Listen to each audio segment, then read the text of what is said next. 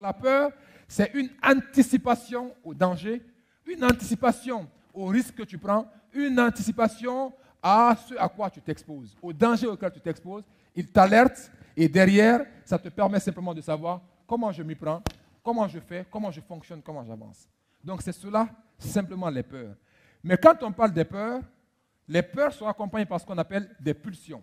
Et on a 3 types de pulsions. On a ce qu'on appelle les pulsions de vie, on a ce qu'on appelle les pulsions de mort, et on a ce qu'on appelle les pulsions libidinales. Quand on parle de peur, on parle de 3 pulsions. Pulsion de vie, pulsion de mort et pulsion libidinale. La pulsion de vie, la pulsion de mort, c'est quoi? La pulsion de mort, est-ce qu'il y a des gens ici qui aiment la vitesse quand ils conduisent? C'est la vitesse, ils aiment prendre le risque, mais exceptionnellement. Levez la main. Levez la main. Levez la main. Donc, ces gens-là sont drivés par ce qu'on appelle la pulsion de mort.